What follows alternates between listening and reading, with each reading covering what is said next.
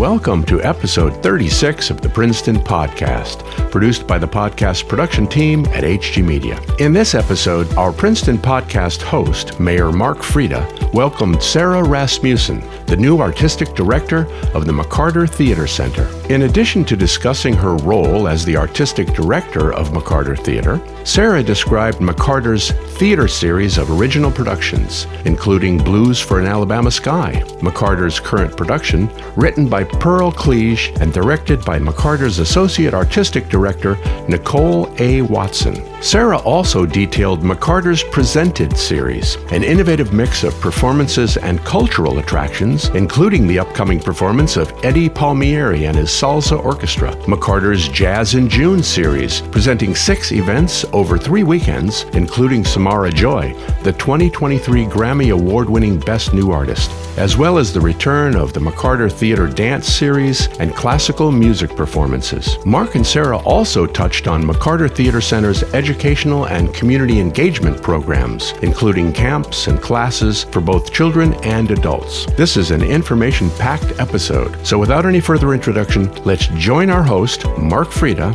and his guest, Sarah Rasmussen, for episode 36 of the Princeton podcast.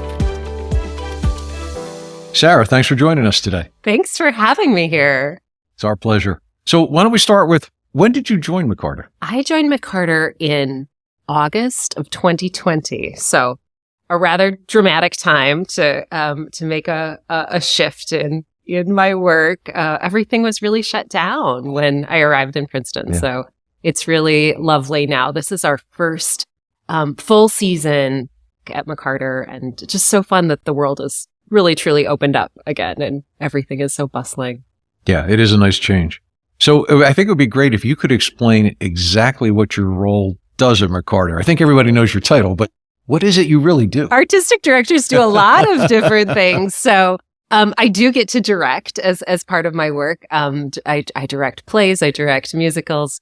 I develop a lot of new work with artists. So identifying artists that we're going to work with and bringing that work from an idea all the way to a show that we do at McCarter, and then often launch into the larger world. So that's a really joyful part of my work is working with artists. But artistic directors do a lot of other things too. We do a lot of fundraising. We do a lot of meeting with, which is also something I truly love doing. It's really fun to meet people. I love getting to know people and their stories and what draws them to the arts and supporting the arts. I also just do a lot of overall management of the theater, and especially in these times, I think artistic directors have taken a lot more on in terms of strategic planning. And as our industry continues to try to recover from the pandemic and find new ways of working and new ways of meeting audiences, and new ways of understanding what audiences want post-pandemic, we're just doing a lot of connecting.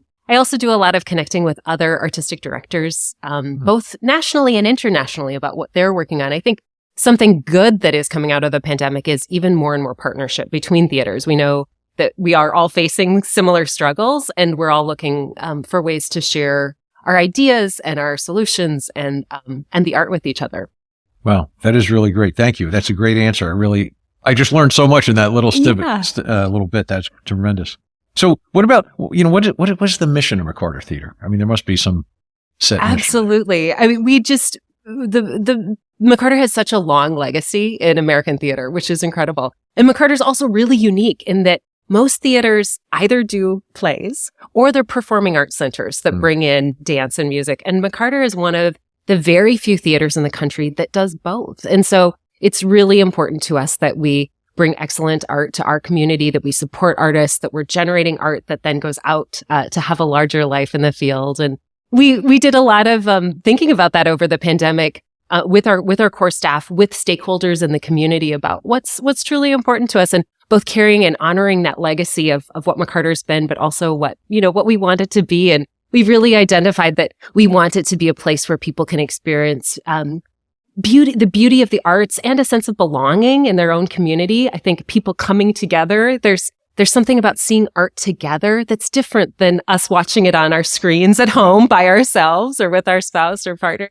And we want it to be a place that is very inclusive, that has that spirit of moving the art and the industry forward in a really equitable, inclusive way, But we also want it to be a place that has a lot of fun and energy. And I think, the Romans used to say, well, the role of, theater is to entertain and educate, but also to delight us. And I think that that's true even now, that we want that substantive work, but we also want it to be entertaining and enjoyable to folks.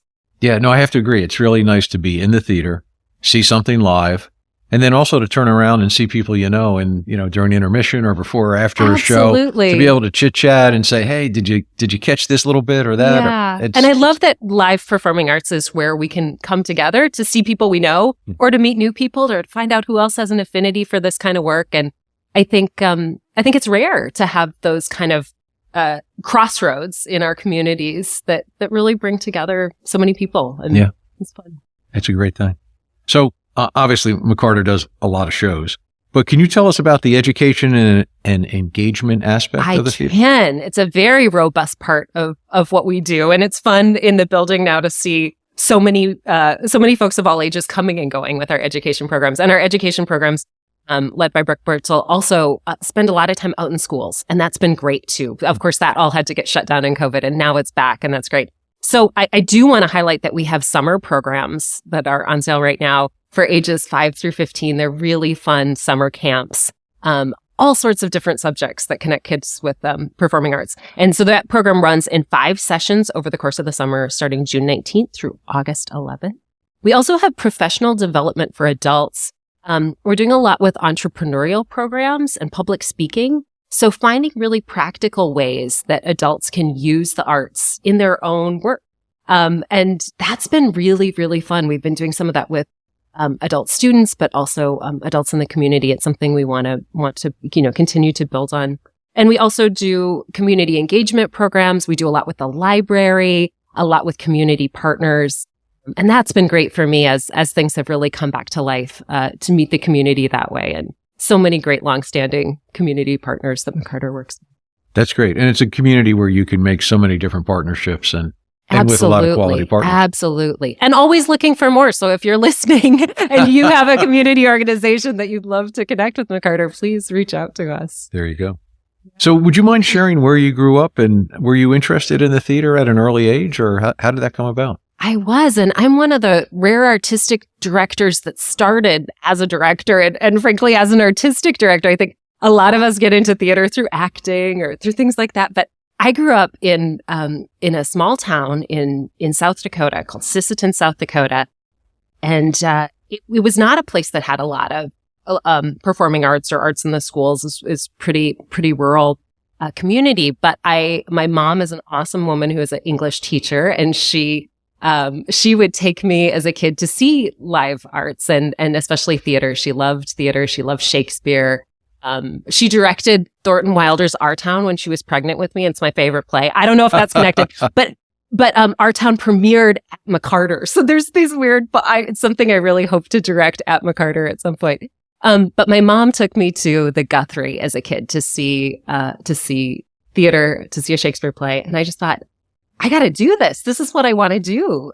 I want to run a theater. So I came back to my town and just thought, how hard can it be? I was the older sister of a couple brothers. So I was like, well, somebody's got to do it. I can figure this out. So I started directing plays, and then just found that I really loved the directing side of it. I think the fun thing about directing is you can be a little bit good at a lot of things. I have a real bent towards visual art. I love visual art. I love painting and drawing. And I think in a way, directing is creating 3-dimensional pictures on stage. I also love writing. I love literature. I love music. It's a way to put it all together. But I think more than anything, I really loved creating gifts for a community, creating something beautiful or funny or meaningful, heartfelt for a community and sharing it. And so I think I'm very lucky over the years that I've gotten to just continue to do that work in different communities. And it's when people say, how long have you been doing this? I think about it. I'm like, well, I've been doing artistic directing work for over 25 years. And then they say, wait, how old are you? But it's something that's been a part of my world for a long time. That's great. Really. So did you pursue an education related to the theater in college and grad school, or? Yes Yes, and I went to a small liberal arts college where, because I grew up in a small town, I kind of was hungry to study everything. And what I loved about that liberal arts humanities model is I got to take classes in a lot of different things. I was an English major and also spent a lot of time in study abroad programs. I spent most of my junior year in the Mideast and Asia. After college, I did a Fulbright in Europe for a year. Really had a desire to go far afield after growing up in a small town. And I think the great thing about that is that when you're creating art, it's really about everything else. It's important to study the craft of making theater, but any play, any musical, any piece of art is actually, so much of it's about history or about, it's about literature. It's about all of the intersection of those things. So I spent a lot of time, traveling the world on that Fulbright in Europe. And then I came back and I did a master's degree in theater directing at the University of California at San Diego, just housed at the La Jolla Playhouse, which is another big theater in the country. And it was great. They take 1 or 2 students a year and you get to direct a lot on their big stages and also teach as part of it. It was a great program because our tuition was then compensated for by our teaching of undergrads. So it was a really amazing experience and made a lot of great connections in that program. And then I had a freelance life where I worked a lot of different places. I worked for Oregon Shakespeare Festival. I was a professor at UT Austin. I spent time in New York City working. And then ultimately ran a theater company in Minneapolis before coming here. Wow. The roads we take. The roads we take. Yeah. So McCarter was fun for me as a former professor, to be on a campus where we're also bringing together, the world of academia and the world of performing arts is really. Yeah. Quite a journey. Thanks for sharing that. Yeah. So, just in the short time you've been at McCarter, you've been taking McCarter's work across the country and partnering with theater companies in the UK. Can you tell us more about some of these partnerships? Absolutely. So we just had Wuthering Heights on our stage, which was really fun. An incredible company from the UK, Wise Children, directed by Emma Rice, who's one of my favorite directors of all time. So that was really fun to bring to the community here. I think one of the things I appreciate is McCarter has such an amazing reputation that we really can bring over international companies and bring the best of artists in this country as well. But it has been fun to create work that's making waves outside of Princeton too. So Ride the Cyclone is a musical that we did here last year. And then I was able to take that to Washington, D.C., where it got great reviews. It extended by a couple of weeks. It broke their box office records for this year. So that felt really gratifying. And at a time when, audiences have been a bit slow to return to see that our work is making a big impact. And we also just had a piece called Between Two Knees that then went on to Seattle, where it's broken their box office records this year in their season. And that will be announced for New York then in, I think, a couple of days here. So I'm probably okay to tease that. But it is really great to feel like what we're doing doesn't just end here. It goes on to have a life. And that's really important to us. In terms of the viability of artists' lives right now, they're very impacted by the pandemic. And we want to make sure that the art we do supports artists beyond just what we do here, and also gets McCarter's name out there and reputation out. That's all helpful then for us getting the best of what artists want to bring to us here and being part of that larger conversation and ecosystem. Yeah, I got to think the more obviously the name is out there. Well, although it's a well-known name already, course, but the fact that you're promoting it even more draws more talent. Yeah, and we're building on that. That was always true of McCarter. It's been one of the leaders in the field, and something I feel passionate about is making sure that it continues to be a leader in the field and be in step with the times, be in step with the conversation that the larger field is having. That's great. So I believe McCarter has both a theater series and a presented series of shows. Can you explain what the theater series is first, and then we'll get to the presented? Right. We do original productions every year that are made and built by our wonderful staff at McCarter. It truly is one of the best production staffs in the country in terms of what they can create on site here. So we do 4 plays a year. We do Christmas Carol. We'll continue to add on to that with more new work that we're developing. We have a Toni Morrison project right now that's based on the Toni Morrison Archives at Princeton, and artists are creating work around that. We have a great play coming up here in May called Blues for an Alabama Sky. It's beautiful. It takes place Harlem, Jazz Age. It's just an incredible story, incredible characters. This play is coming to us from a production in Minneapolis, the Guthrie Theater. Our own associate artistic director, Nicole A, who's a brilliant director, directed it at the Guthrie, and now it's coming here to McCarter. So people are going to want to come see that. It's really great. It's one of those plays. I just got to see it in Minneapolis, and just feel like the characters so well after. It's like they were just real people. It's really wonderful. And so we are going back next year too to a full subscription on those plays, so that people can in advance get the best seats, the best prices, all of that.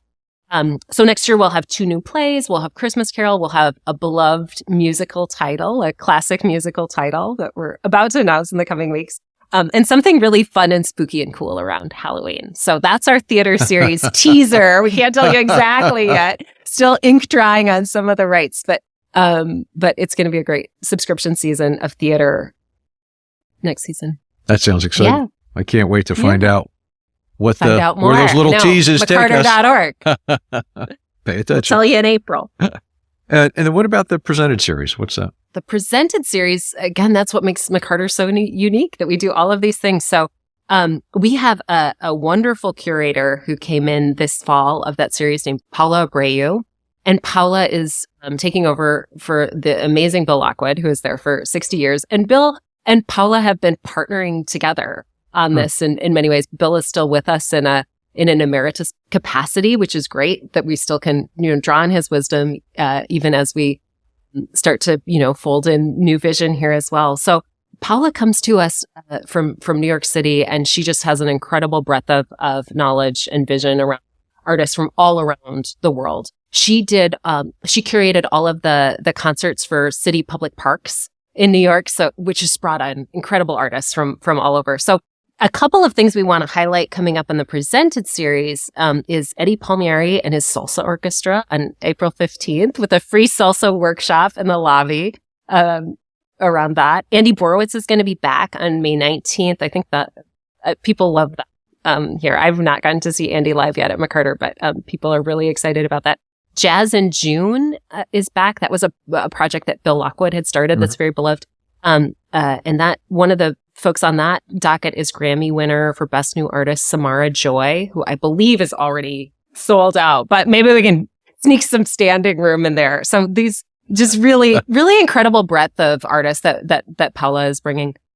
We have a return of the classical music subscription series, which is really exciting. And we can tease for you today the National Symphony Orchestra of Ukraine is coming next year, which is really, I think that'll be really incredible and obviously very meaningful. And a return of the dance subscription series as well. So huge breadth of things.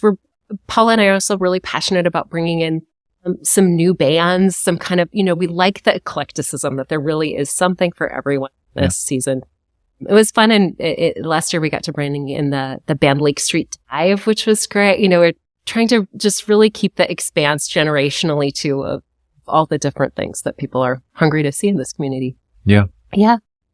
So let's talk about the direction you hope to take the theater in over the next few years. Where are you going? What are your thoughts? Yes. Well, it's so fascinating to me because, of course, I interviewed for this job before the pandemic.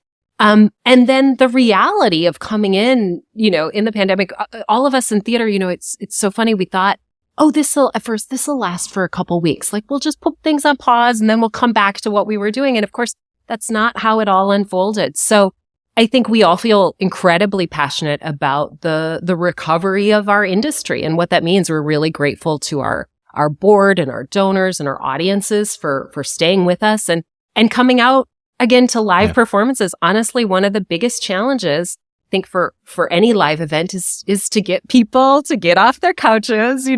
We know there's great stuff to stream, can enjoy that, and also, make plans to come back to stuff live and subscribe to those series again, all of that. So, we do feel like it's so amazing that we have this world-class theater right here in town. We've got these incredible artists from all over the world that want to come work with us. And we want to stay, deeply, deeply committed to that. We also want we want everyone to feel welcome. So we want to have the kind of programming and the kind of engagement that people who've been coming to McCarter for decades, feel like they belong there. And also it is that yes and of we know in the arts field across the country, we need to keep investing in new audiences as well and younger audiences, maybe people who didn't know that we were right there in town.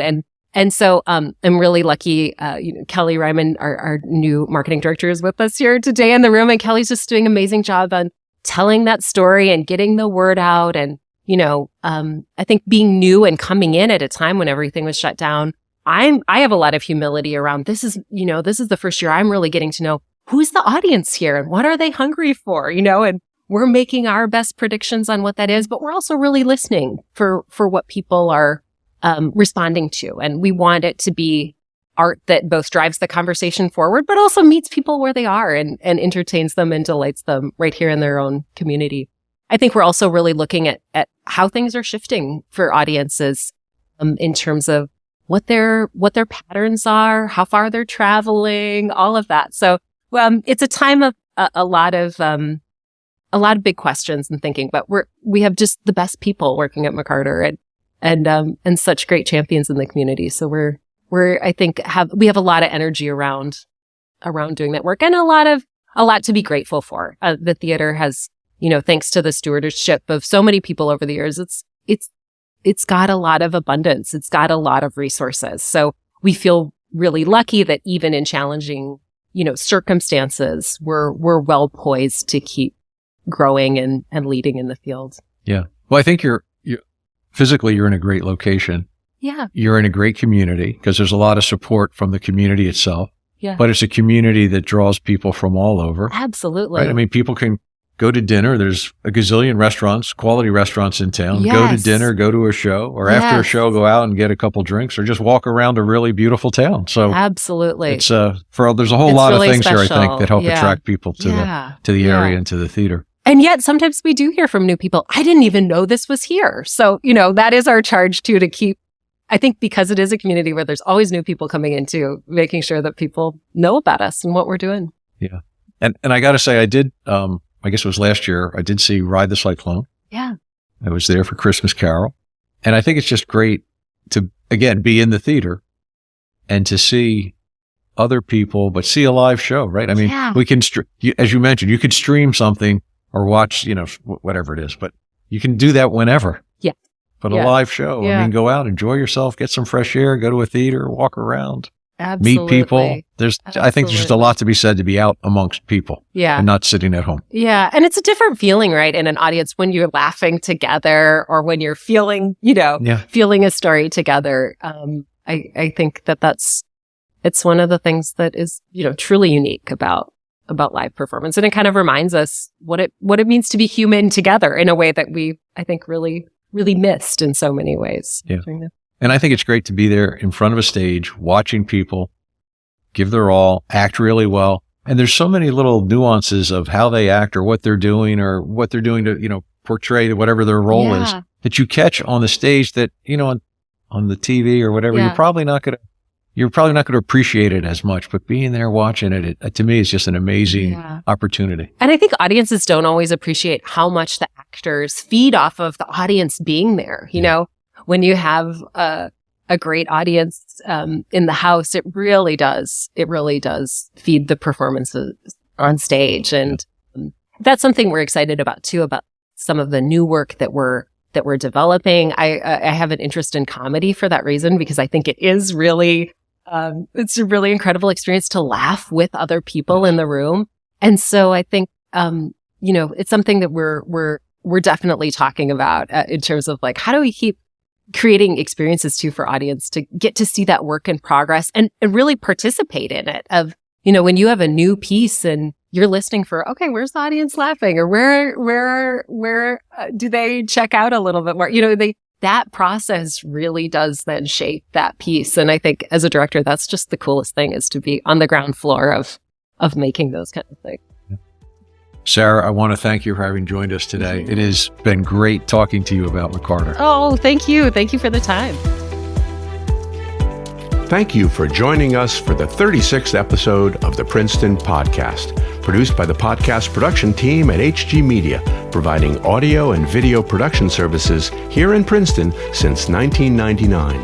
If you enjoyed this episode of the Princeton Podcast, please share it with your friends. Visit our website at princetonpodcast.com and be sure to subscribe to us on Apple Podcasts, Spotify, Google Podcasts, Stitcher, or wherever you listen to podcasts.